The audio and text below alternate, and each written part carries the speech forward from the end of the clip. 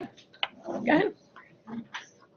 Good morning and welcome to our spring LICC chat and choose session. I'm pitch hitting for Chris Bowman, who's our professional co-chair, who's out sick. We do have one of our parent co-chairs here, Christine Stanek. Hi, Christine. Today our topic is sleep training. And I'm very happy to introduce our speaker, Joanne Palermo. Joanne has been with us in the EI for well over 25 years.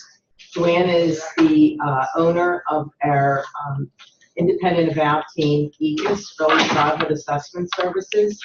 And to quote Joanne in her flyer that she sent out, she said, having a child who falls asleep on their own, sleeps through the night, and naps each day is the dream of most parents and caregivers.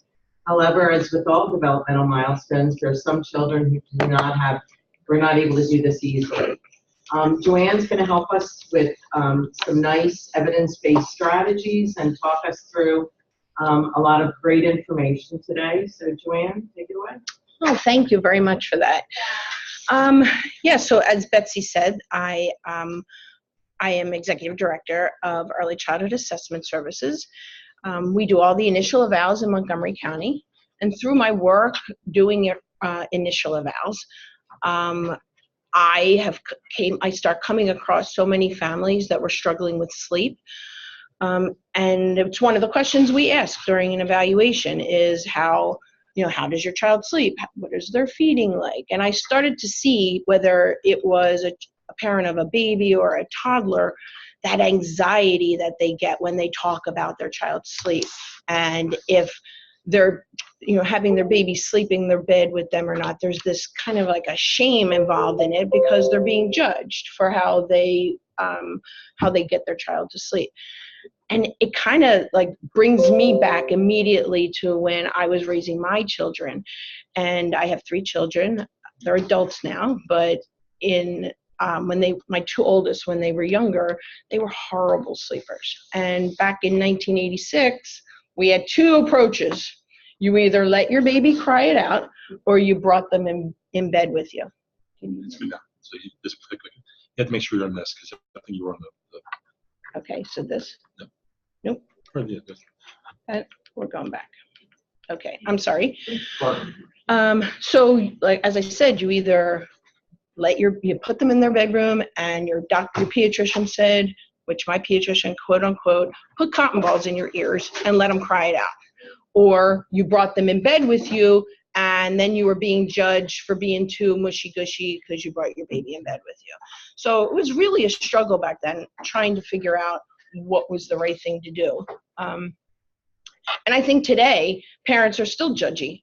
They're still being judged for whatever they do and how they put their child to sleep. I think there's often misconceptions about what a sleep consultant does, we're often called sleep consultants, sleep trainers, sleep coaches. I think I've on all kinds of mommy Facebook groups, and I hear moms all the time talk about, oh, you don't want to hire a sleep consultant, you don't want someone to do that, they're going to make you cry it out. And again, that crying it out gives you that pit in your stomach that you're going to listen to your baby who wants you and needs you to be screaming. And I'm here to say that is completely false. I'm sure there are some sleep consultants out there that do that, but my idea and my understanding of sleep is that every child is different. There are so many factors to this that it's just not a matter of, put your child to bed at 7 o'clock, let them fall asleep, let them cry, don't go in until 7 o'clock the next morning. Or, there's like different approaches of, lay next to the crib and whatever. There's so many factors that go into this. One of the main factors is your child's age. So again, I'm here to talk to you about some ways that we can set up their environment, help guide your child to sleep. Before we begin, though, we have to talk a little bit about if you have a child with any medical conditions, heart issues, upper respiratory, ear infections, tummy troubles, reflux, All of that affects sleep. So right off the bat, you have a child with some of those issues, you're going to encounter some difficulties. And so I want you to keep that in mind when you're thinking about what I'm going to talk to you about. Also, if I'm going to be talking a lot about your child's age and things to do at different ages. When we're thinking about age, if you have a child that's born prematurely, you want to look at their adjusted age. You don't want to look at their chronological age. You want to look at their adjusted age when I'm saying their age.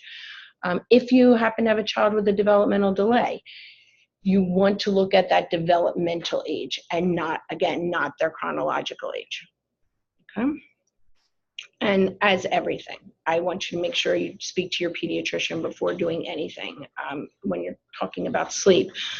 I will say, though, a lot of what I'm talking about today, you really don't need to ask your pediatrician. This is all about setting up healthy sleep habits for children at different ages. So it's kind of common sense stuff that that you're going to need to have set up before you do anything. So I don't think I'm going to say anything that you need to ask your pediatrician about.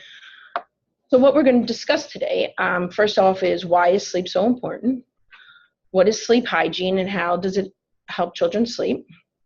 How to know when your child is tired and what to do when you see these signs. How to provide your child with a healthy sleep environment. How to create routines that work for your family. How to break poor sleep habits. And then at the end, I included some resources, some websites, links to products, things like that would be helpful. Okay, so why is sleep so important? Well, first of all, sleep is a natural biological process. You don't actually need to teach your child to sleep. They're going to sleep. One way or another, they're going to fall asleep. I think what we do is we get caught up in interfering with that sleep and that natural flow of sleep because of a lot of the things that we're told from our families, a lot of things that we're told, we read on the internet or we read in books. We get a lot of conflicting information. So I think we interfere in children's sleep when we don't really have to. And so just as much as we interfere, we could also set up the environment in a way that helps promote sleep, that helps guide them and support them in their sleep.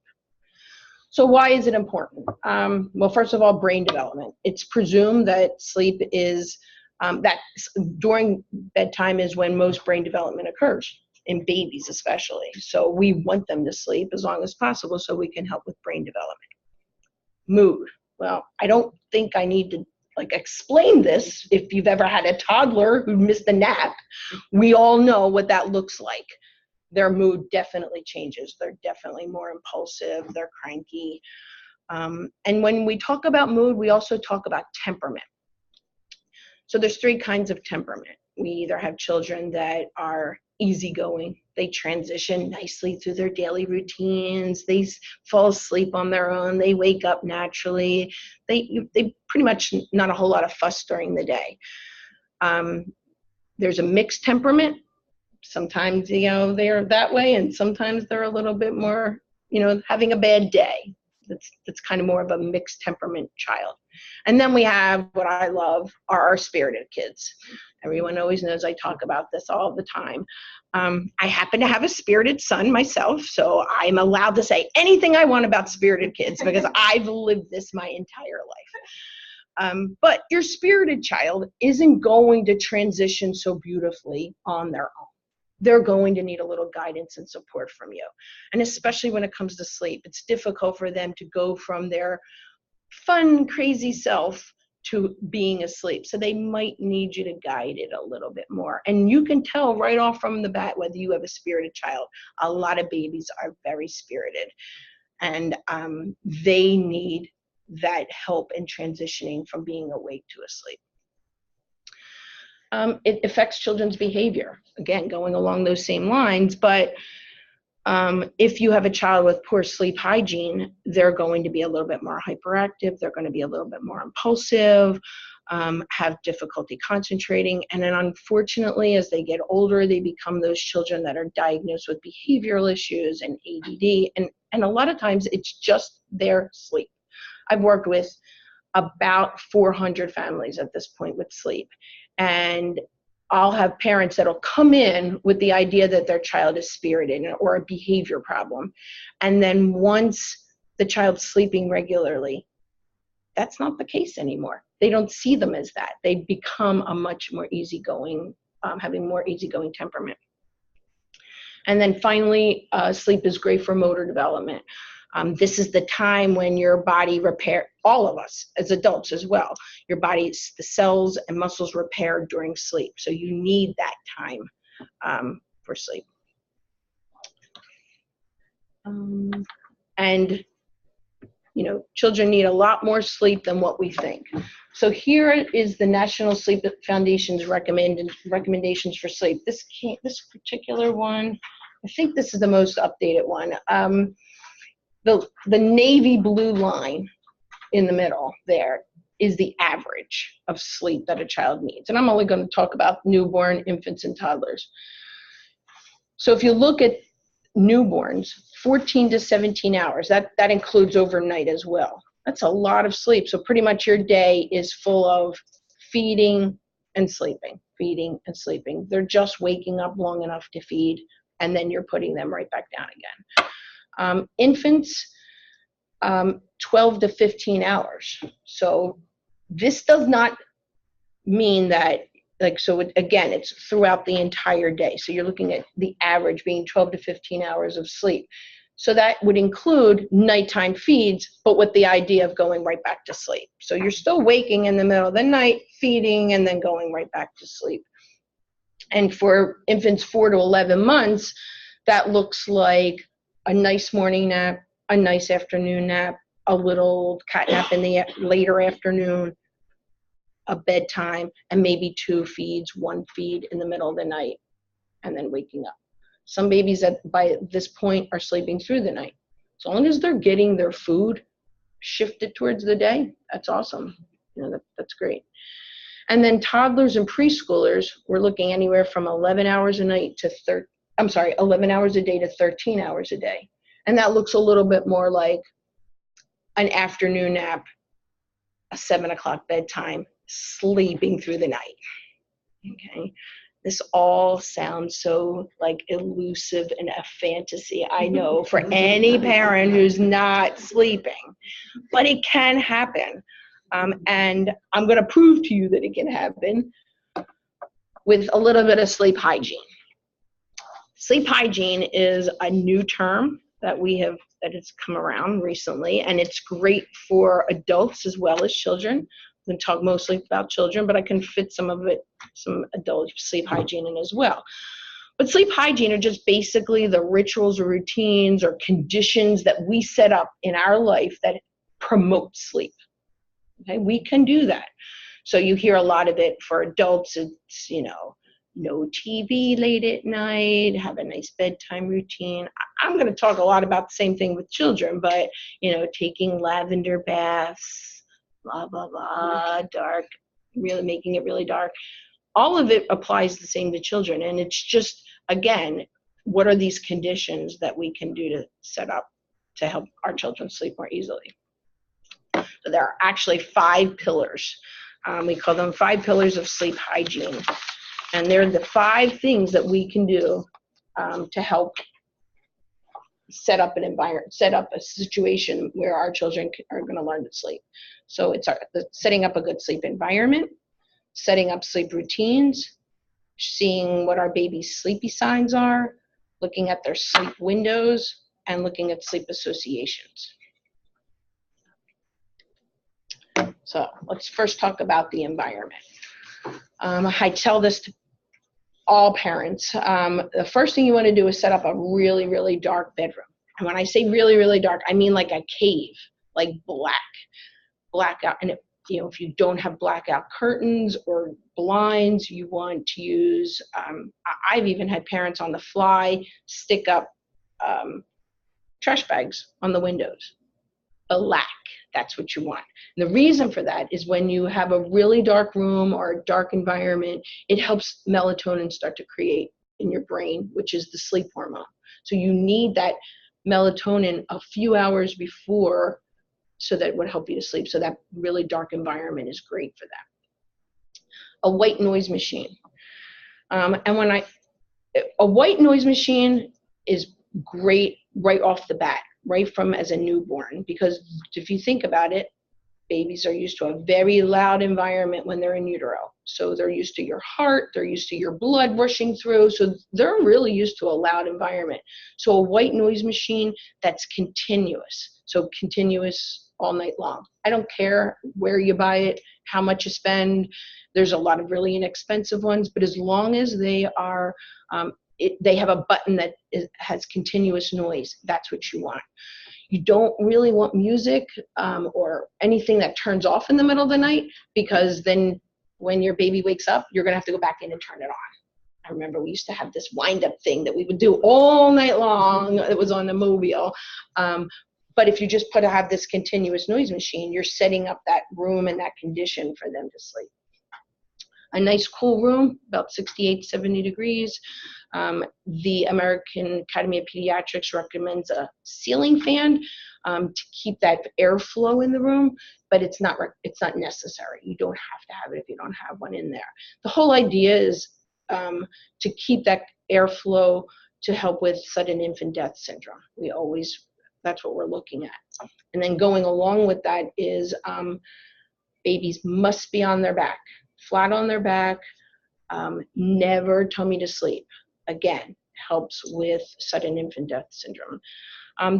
The Back to Sleep campaign started around 1994 and then was in full gear in 1996. And the decrease in SIDS is so considerable that there is never going to be a time we're going back to sleeping our babies on their tummies, which compounds grandparents trying to help young moms with sleep, because most of us have put our babies on their tummy to sleep. So it makes it really difficult when getting advice from family members about sleep, because this is completely different than anything my generation or before me ever thought about it. We used to think if you kept your baby on their back, God forbid, they throw up, they're going to choke, and that's not the case at all. It's all been debunked.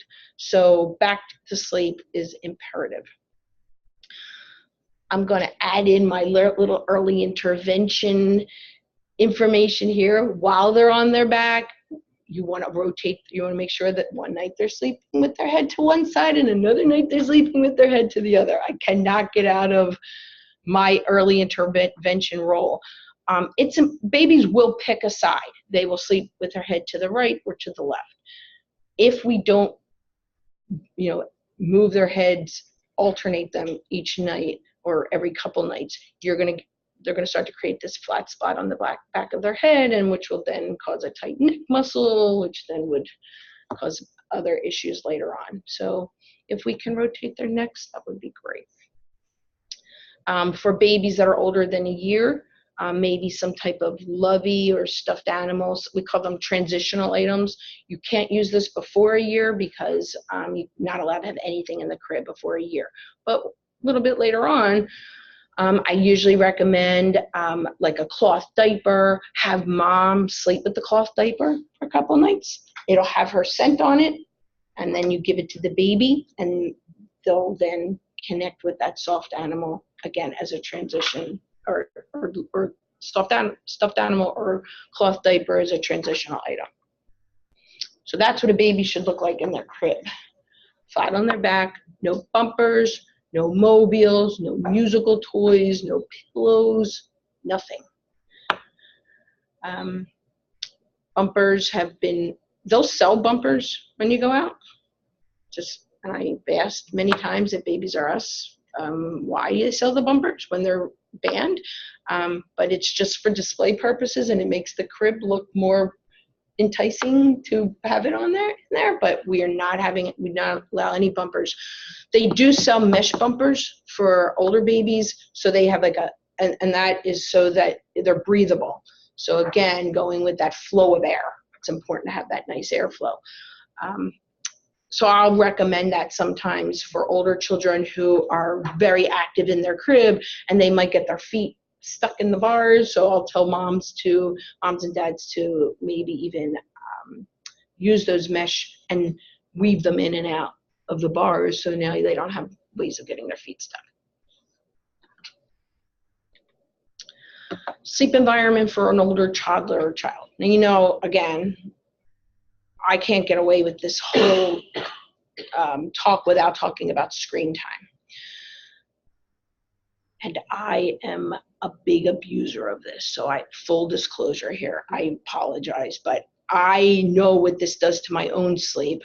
So we know for a fact that blue screen light, whether it be on an iPad, a Kindle, TV, phones, all of that screen blue light affects the cortisol levels in your body. So it increases the cortisol levels. Again, you have too much cortisol, which is a hormone, a stress hormone in your body, it's going to be difficult for that melatonin to kick in, which is what we need. So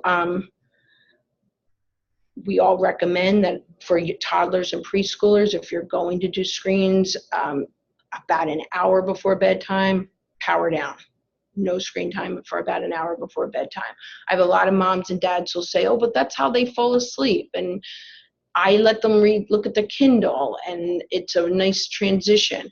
And if that works for your child, that's fine. It's just my obligation to tell you that it really isn't good for them. And if you're struggling with sleep, why not try something a little different? Quiet play after dinner instead of roughhousing. We all know what that does to children. So, you know, after dinner, a little bit of quiet play, books, quiet play on the floor. If your toddler or preschooler has their own bed, which I hardly recommend unless they are rappelling off the side of that crib, keep them in that crib as long as possible. Because now you have, if you have a toddler that's in a bed, you now have created this environment where they're really not safe. So you need to make it safe for them. So, you know, covering all the outlets in their room. You're making now their room potentially is now the crib. Think of it that way. So you want to cover all the outlets. You want to make sure any of the furniture is bolted to the walls. You want to put some type of gate at the front of the room because they can get out of that bed now and wander down the steps, and it's a really unsafe environment. So think of it as you want to make their room the crib. So that's, you know, all the information about the environment. Now we're going to talk about sleep routines. I also get a lot of pushback when I talk about a schedule or a routine, and I don't expect anyone to sit in their house and worry and work around their life around their baby's sleep routine, because that's just not practical. We all have lives. We're working parents. It's very difficult. But if we can set up some things that are predictable for our children, like what time they wake up, when they're going to eat next, when they're going to play, and when they're going to take their nap, then that sets them up for predictability, and they love predictability. So that's when I say a routine or a schedule, I'm talking more about just habits that you want to provide. So a nice routine, let's say for a baby that's 3 to 6 months, would be they wake up around the same time every day, 6, 7, 7:30, around that time. You feed them, you do some tummy time, you do some playtime on the floor, or you just get ready for work and your baby is on their tummy while you're getting ready for work. You then, and that should be about 60 to about 90 minutes. At around that time, your baby's really ready for their first nap. You then put them down for their nap. Wake up, same thing. All day long, you're working around that 60 to 90 minute routine from 3 to 6 months, all day long. So there's really no predictable nap time and bedtime at that age. You're just working off of that 90 minutes, that sleep cycle or wake cycle. As far as a bedtime routine or a nap routine, you want to set up these things that trigger sleep time for a baby. And as adults, we do the same kind of thing. You might go up, you might take your shower, brush your teeth, get your pajamas on, read a book, and turn out the light. You do the same thing over and over every night. That triggers in your triggers in your head. It's time for bed. It's time for sleep. We can do the same thing with babies. So a nice calm bath every other night. I know you don't bathe your babies every night, but a nice calm bath, a little massage, putting them in a swaddle or sleep sack, which I'll talk about in a little bit, maybe nursing, reading a book, and bedtime. That sounds like a lot, but it should only last somewhere between 10 to 20 minutes. Shouldn't go on and on. Toddlers tend to go a little longer because they want another book and another book and another book. So you might have to cut them off at a certain amount of books. So, so again, like anywhere from 10 minutes to 20 minutes is a good bedtime routine. Talking about swaddles or sleep sacks. This is something that, again, your parents cannot help you with. This is a new thing. When I was raising my children, or anyone over 40 was raising their children, we swaddled our babies with the swaddling blanket that you took home from the hospital, right? And once they popped out of that, you were done swaddling because you slept your baby on their tummy, and then you didn't need to swaddle. Well, the swaddling world has taken off and is a whole other animal right now. And the reason for it is that you want to swaddle your baby because they're sleeping on their back. So if they're not swaddled, then while they're sleeping, their arms drop to their side, their head drops to the side, and they wake themselves up. And they do this all night long. So they're waking so much more than our children, when I say our, it's older people's children, did when they were younger, because when you're sleeping on your tummy and you startle, you have the bed that's going to stop you, and that's it. But if you're sleeping on your back, you're really waking yourself up.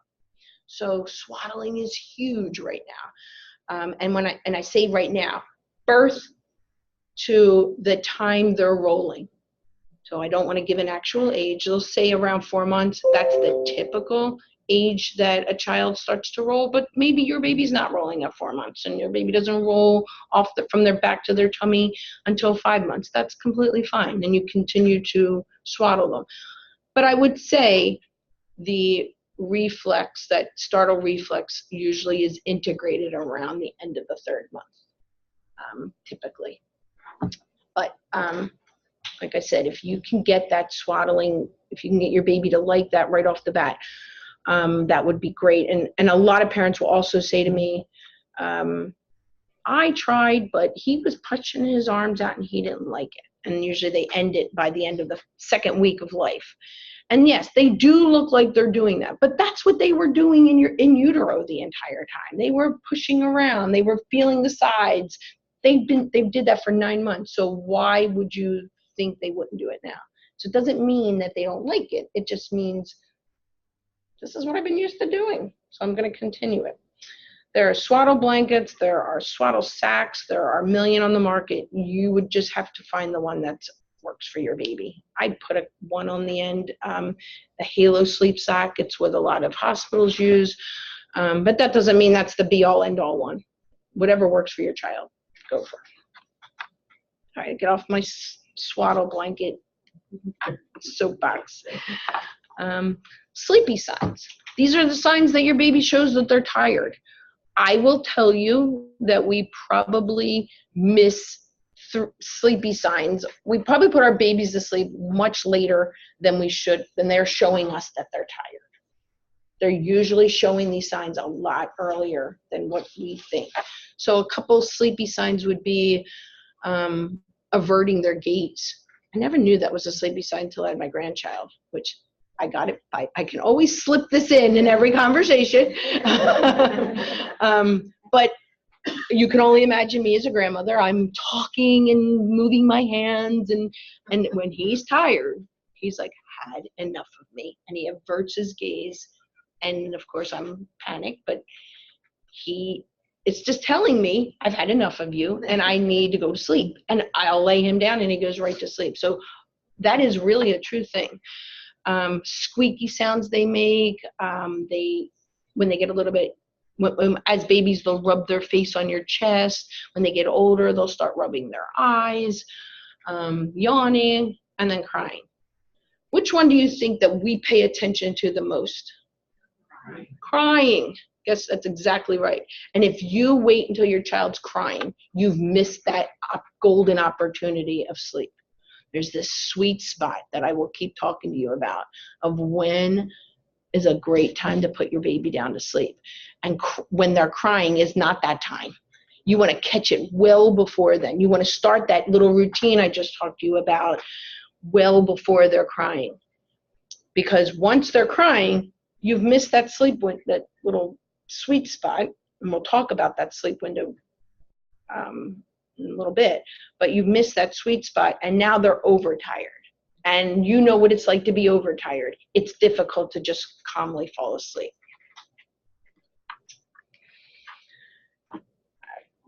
So this is the keys to the kingdom, people. Just telling you. So most sleep consultants, sleep people who are involved in the sleep world kind of keep this to themselves, because then that's their worth, is that they understand this. This is something we are learning, and we have learned in very recently that we didn't know about many years ago when I was raising my kids, say. But these are those specific times of the day that are perfect for your child to fall asleep. And these change by age. So if your wake window was a certain time when you were 3 months old, that's going to change when you're a 3-year-old. All of this changes with age. Let's see. So let me give you an example of what it means to have a wake window, or when there is that optimal time to sleep. Let's just say you're a normal, healthy adult without children. And someone said you have to go to bed at 6 o'clock every night now. We're changing the rules. You're going to bed at 6 o'clock after dinner. Technically, it would be a little more difficult for you to fall asleep. Would you say probably like an hour and a half, if you can fall asleep at all at 6 o'clock at night? That's not an optimal sleep window for an adult. But if they said, if you went to bed around 10, 11, you could probably fall asleep in 15 minutes. That's the optimal time for adults to go to bed.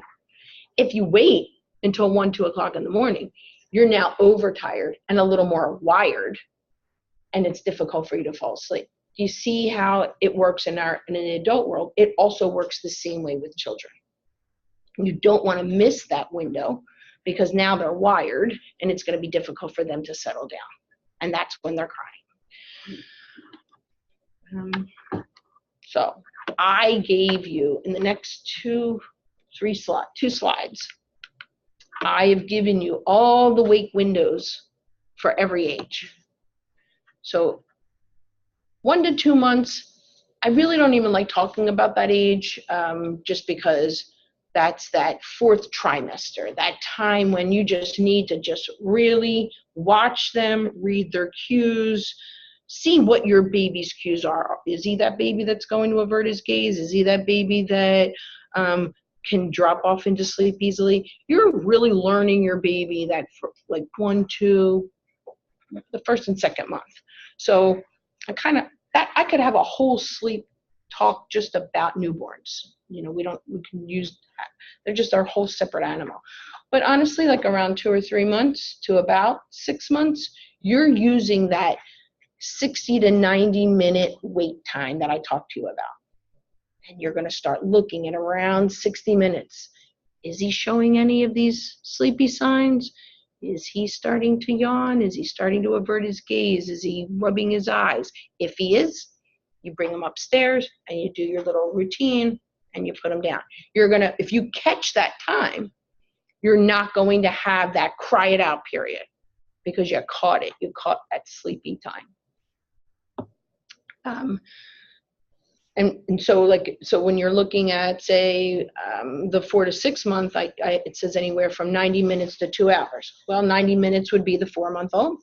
The 2 hours would be the 6-month-old. Their wake time is spreading out now because they're busier. They're able to stay up a little longer. Okay.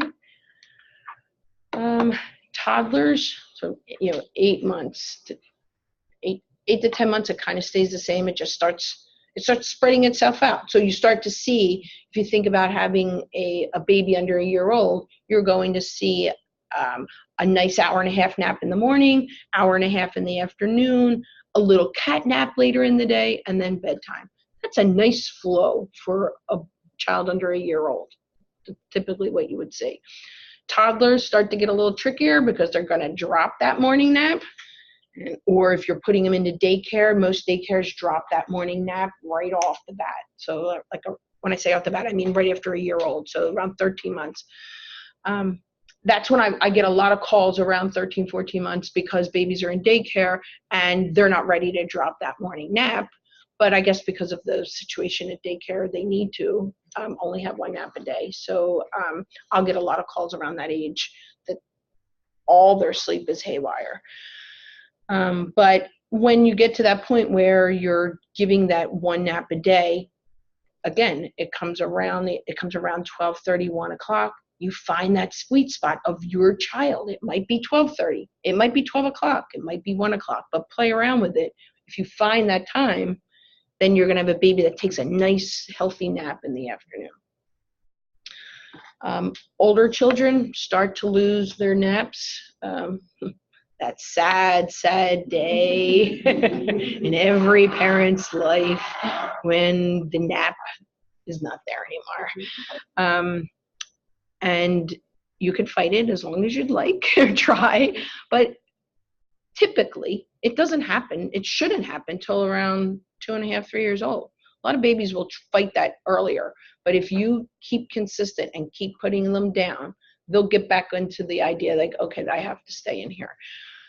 So I also recommend like toddlers, 3-year-olds to still have that quiet time. You're going to need to have that quiet time as much as they need to have that quiet time. So you want to put them up to bed, put them in their room, give them a couple books, quiet play, whatever you need to do just to have them lay there. And I would say probably 9 times out of 10, they will fall asleep if you stay consistent with it. And then the days they don't, at least they just had some quiet time. And you had some quiet time. All right, so I left this to the end because this is the toughest one. Sleep associations. This is the final pillar of this whole thing, of all of the sleep hygiene. Again, these are the conditions that your baby needs to go to sleep. Whether it be, so a lot of babies will fall asleep at the bottle or fall asleep at the breast. You pick them up, you lay them in the bed, they're sound asleep, and you walk out. That's like a dream. That's wonderful. Some parents sing to their babies. Some parents pat their little hiney, or while they're holding up, or they'll shush them on their backs, suck a pacifier. Using these techniques or strategies and then laying their baby down sound asleep. That's a sleep association. Your baby's associating eating with sleep, sucking on a pacifier and sleep, being shushed and falling asleep. There's nothing wrong with it. Nothing at all if you have a child that's a good sleeper. Nothing. It's every mother's dream to feed their baby to sleep and then putting them down. That's what we did as older parents. It was always the child woke up, you fed them, you played with them, you fed them again, and then you put them down to sleep. And feeding was the only way you got them to sleep, was because how else would you do it? You don't want to hear your child cry. But now because babies sleep on their back, and what we have learned about these sleep windows, we were keeping our babies up too long, so then they needed they were sleeping to the next, they were awake until the next feed, so we did have to feed them to sleep. The best thing to do is to not create this sleep association if you can. Now I'm going to give you an example as adults what our sleep associations are. So say in the middle of the night you wake up, which we all do. And babies wake up too, even when they're not ready to eat. They wake up all night long. It's part of their circadian rhythm. Ours is the same thing. So we wake up in the middle of the night and your pillow's on the floor, your blanket's off, are you able to just turn around and cozy up and go back to sleep? No. What do? You get the pillow, you get the blanket, and you get back to the way it was when you first fell asleep, correct? That's your sleep association. I don't know, maybe you have others, but that's a sleep association. So that's what's happening when babies get past that age where they're not waking just to feed. They're waking and they need your breast, they need the bottle, they need the pacifier, they need you to be singing, they need you to put them back to sleep.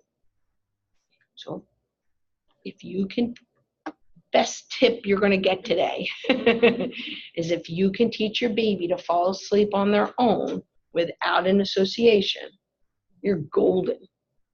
You're absolutely golden. Would that make sense? Lindsay, does that make sense? I've helped Lindsay with her child. So that, finding those sweet spots of when a child is tired, putting them down drowsy but awake. And when I say putting them down drowsy but awake, I mean, if on a scale of 1 to 10, 10 being dead asleep in your arms by the breast or the bottle, that's a 10. Drowsy would be a 7. So a typical routine, you might want to put that bottle or breast before maybe changing their diaper, so they're not dead asleep. You're going to feed them, you're going to change their diaper, zip them up in their sleep sack, and then lay them down, giving them some help with putting themselves to sleep. Make sense? Okay. So those were the 5 pillars. I also like to talk a little bit about food that promotes sleep. It's also, wonderful sometimes to give your child a nice snack before bedtime.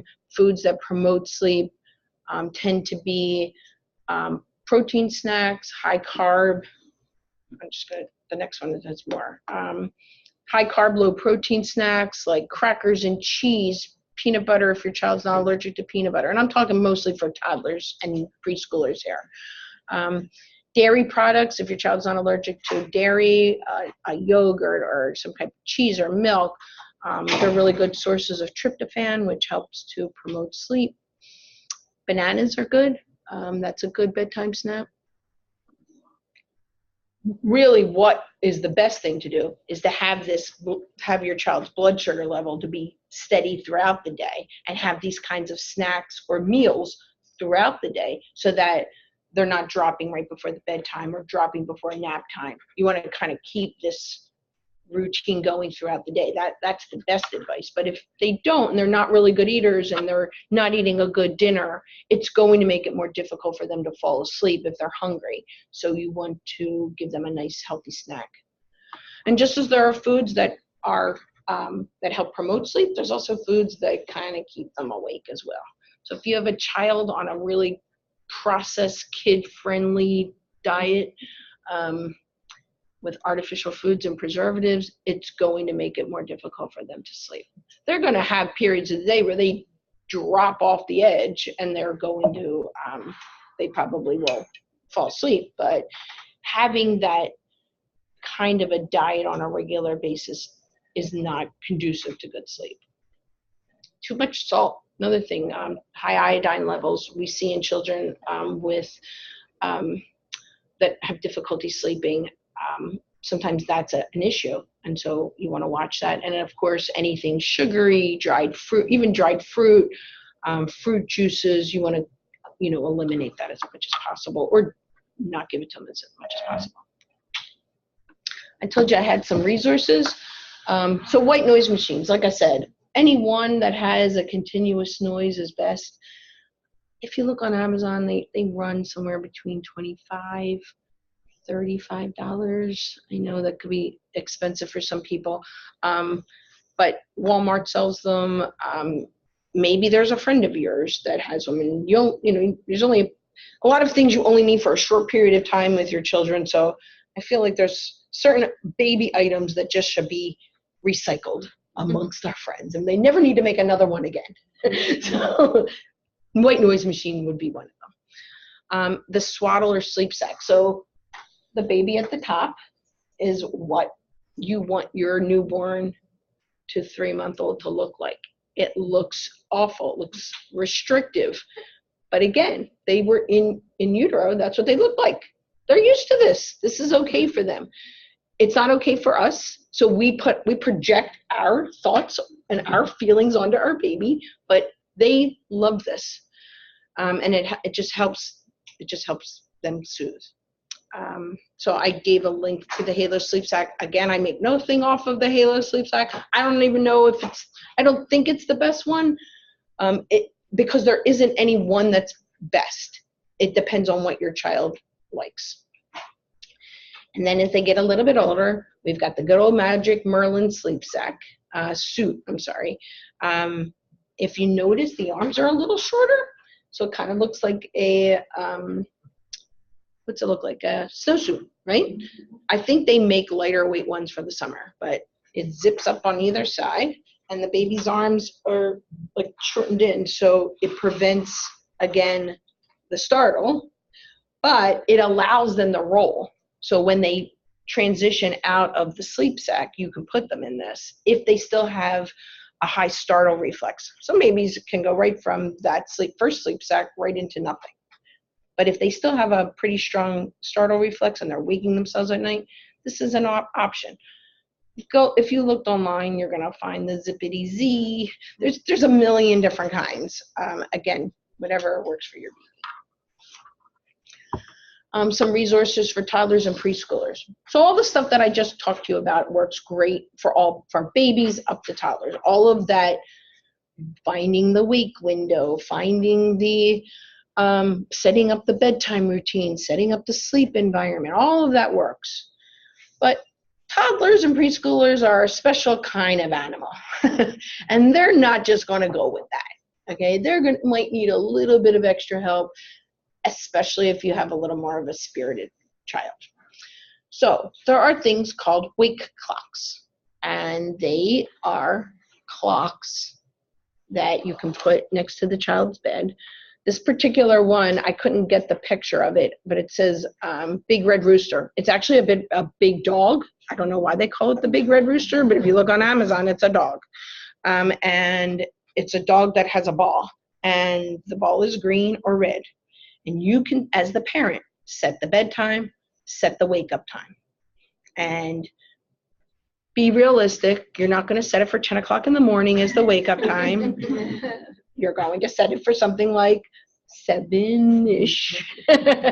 And the toddler or preschooler learns that when they wake up in the middle of the night and that doggy is still with the red light, that means it's still time to stay asleep and everybody's asleep. And when they wake up and the light is green, it's time to wake up. They're not going to just follow this right off night one. Trust me. It's something you're going to teach them to follow. And you can teach them to follow it with sticker charts. And not just a sticker chart that, oh, you got a star because my spirited kid would be like, yeah, so what? I don't care about that star. I need something else. So not just that you get a star on your sticker chart, but that it's a combination of using that clock, using the chart, which the chart there's one I gave you from Amazon, but I recommend you just look at it and make your own. Just follow it. You can make so it's zero cost. But it's brushed your teeth, got your pajamas on, went to sleep on your own, slept through the night, woke up and came into mommy and daddy's room or whatever. So you want to give them things that they can do first. So they get some rewards right off the bat. Oh, great, I get a sticker on all this. And then you're also, at the same time, you're going to go shop at the dollar store and get a bunch of dollar store things that they picked out that they can only use when they wake up and they slip through the night and wait until their dog or their stop sign or whatever one you choose shows a green light. And you show them by giving it, and then they get that sticker. They get to pick from the little chest of dollar store toys, and that teaches them how to do this. I'm going to tell you it's not going to work for a child probably under 2. Well, it's definitely not going to work for a child under 2 years old. I just don't think they have the cognition or patience to be able to hold off on that. But a child that's over 2, close to 3, definitely a preschooler can learn this. Definitely a preschooler.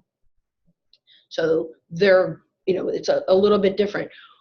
I'm never going to ask a family to, especially with toddlers, to ever have them cry it out in their room or protest in any way. This is the time when they start having nightmares, they start having potty training gets added in here.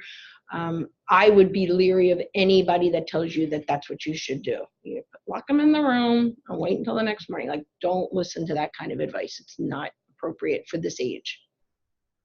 Okay. I'm showing my age here because I'm giving you books to read. I am sure as parents, you can find all this on the internet somewhere. I think there's actually some really good YouTube videos, but these are great books for parents or videos for parents. Happiest Baby on the Block. Dr. Harvey Karp is still hanging in there and still as relevant today as he was back in the day. His strategies for helping newborns transition, especially those newborns who have reflux, who are colicky, those strategies, again, still hold up to today and work very well. He also has his own line of swaddle blankets, of course. They're awesome, though. I wouldn't say they weren't. They're pretty awesome. Baby resources or books for babies would be the No Cry Sleep Solution. Elizabeth Panthley is a sleep consultant. And then the Sleep Easy Solution. I'm giving it to you from no cry, if that's not what you really want, if you don't want any protesting. And that Sleep Easy Solution is a little bit more, all right, I created this beautiful sleep environment. I'm within his sleep window. I'm doing my bedtime routine, and he's still fussing here. Well, they show you on a YouTube video how to handle that protesting. Okay, so it's actually it's done with a lot of love and care, if that's what you're into. And then for toddlers, I would use the Sleep Ladies Good Night Sleep Tight, Kim West. She does a very calm, conservative approach, no crying, not at all, because you don't want toddlers or preschoolers protesting like that. There's no need. Okay. Any questions? What are your thoughts on melatonin? I mean, from whatever, she'll 10, I'm just throwing it out there. But no, for like toddlers or I cannot give that kind of advice. You know that. Come on. There are no real good studies that show that it's safe for young children. 10, I think that you could talk to your pediatrician. Okay. But for very young children, toddlers, I mean, that's what we work with. I know, but there's nothing. There's no good studies. Okay. Okay. I know that at CHOP, they sometimes recommend it. They do. I know they do. Constantly. I know they do. A lot. Okay, I know. Everybody. But they're pediatricians. You're under the watch of a pediatrician. I'm a lonely old sleep consultant, developmental specialist. I cannot recommend that. Okay. Anyone else? Yeah. What is the hormone? There's a hormone that produces in your body the actual melatonin. Melatonin is something that you produce, but there's some hormone that triggers it. Don't know. I'll find it out. Find it out. Google it. Yeah. Yeah. But so even for us to help make melatonin, really, even if you take melatonin, say you're not naturally making it, it's recommended to take it around 6, 7 o'clock at night, not right before you go to bed, because it takes that amount of time to actually work. Is that what your pediatrician's telling you to do with her? Yeah, well, I take it as well. But Yeah. I have Yeah, me but too. a lot of these toddlers coming out of CHOP, air quotes, their doctors are saying melatonin. I know. And Started early. many parents that I've worked with that come out of there Every night. will say, it worked for a while and then it stopped. And just like us, I've taken it before, it works for a while and then it just stops. Yeah. Because you're really just to use it to help your body start creating it again. So you're right now, when you're sleep deprived, you have tons of cortisol. So it's given with just the idea of let my body naturally start making this again, helping my body naturally make it, and then to stop. But then your sleep, if you don't do all this other stuff, then your sleep issues come back. So I can take as much melatonin as I want, but then if I wake up at 3 o'clock in the morning and I pull my phone over and start looking at my phone, I'm done. Yeah. Doesn't matter. Not that I ever do that. Yeah, our pediatrician suggested we try it with my daughter when she was like 3, and it would help her fall asleep easier, Yep. but it had nothing to do with keeping her asleep through the night. Right. It was like, Exactly. I have tried taking melatonin and it gives me terrible dreams. Nightmares. Yes. Yeah. Really bad nightmares. Yes. It really, really Mhm. does. And brings back things like from when I was 2, 3 years old. Mm. So I mean, it's quite scary. Yeah. So I can't help but think the children experience that. Do we have calls, questions? There's nothing. Nothing. Okay. I Yes. have something. So a lot of the kids come in for me at 2, and they have had, poor sleep habits up until then, and then taking away some of those things. That's the challenge. Is saying, Mhm. okay, we want you to try this without the binky and without, like, how do you So let's, convince or okay. set it up? So I usually have the biggest struggle with a schedule. Parents will be like, I do not. I live in the city. I need to be out and about, and I'm not doing this schedule thing. I'm not being chained to my house because of my baby. That's one of my bigger struggles. And then I say, why? You came to me because you have sleep struggles. So why don't we try this? Just give me a week or 2. And sleep, and anything you've ever read or you read on the internet that says that you can sleep train your baby in 3 nights. That's not true. You're talking about a baby, a human being that's not going to get trained in 3 nights. It actually takes about a month to learn to take good naps. The first thing that always happens is you fall asleep quickly. You could fall asleep in the beginning of the night. You could teach your baby to fall asleep in the beginning of the night in 3 nights. But to sleep through the night, wake up at a regular time and take naps takes about a month. But so I'll say, give me a couple weeks and try leaning into this schedule.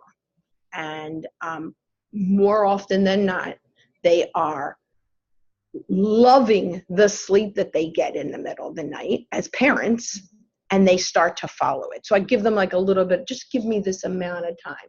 So the binky is another big issue, because at 2 and you're still with the binky is a struggle.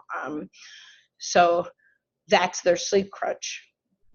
Because the parents say, like, there's 7 binkies in the crib in case they find it. But they're still they waking can't up. get it, Put it, if Right. they want.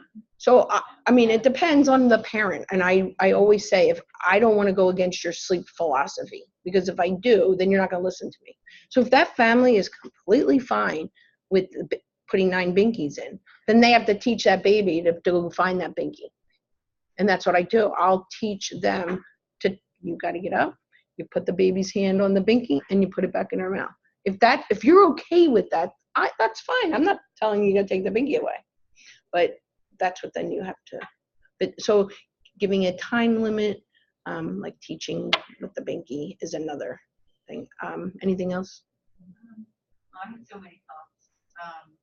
I'm just thinking of the kid that Like, has yeah, the behavior, or like the 2.5 parents year that, old that's got 2.5 years worth of Horrific right, sleep. Yeah. or they want to cut the Hygiene. nap to help them sleep through the night. And I know that's not a good idea, but like Never. they feel like Never a good like, idea. just don't let them sleep. He'll sleep through the night when it's all the other stuff.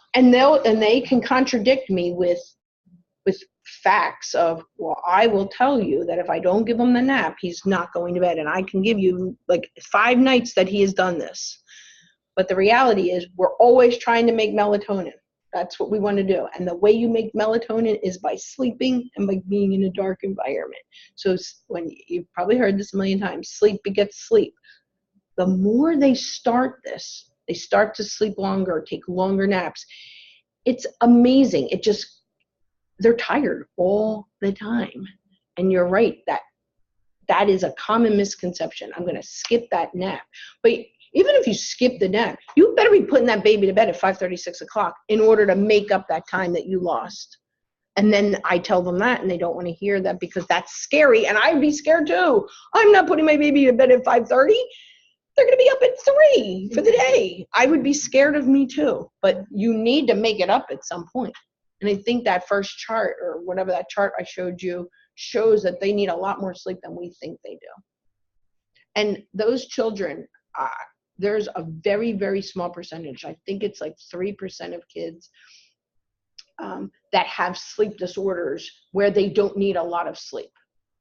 And a lot of us will say, as parents, well, I don't need a lot of sleep, so he doesn't need a lot of sleep. That's extremely rare, extremely rare. Okay. Anyone else? All right, Miss Alexa. All right. Miss Google, what does it say? No, it's not Google, it's my son. I can tell you, he's infinite knowledge. And Okay. totally unrelated thing. Tryptophan helps to produce serotonin, That's what which helps to produce melatonin. There we go. Tryptophan. So bananas, or I'm sorry, milk was a good tryptophan producer. Turkey. And turkey, yes, we all know. Yeah, turkey's dinner before bed. Kiwis are also high in potassium. What is Kiwis. kiwi? Yep. Okay. Anything else? The sleep recommendations by age was amazing chart. Do you have it in a bigger form to like email? Because that's the Sure. only thing that didn't Come out really well? And I'd Okay. like to be able to send that out. Absolutely, absolutely. I love that.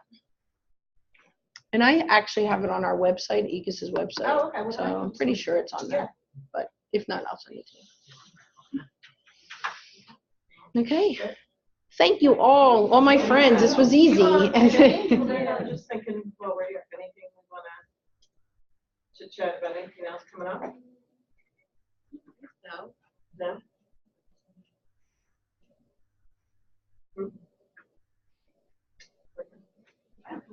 Mhm.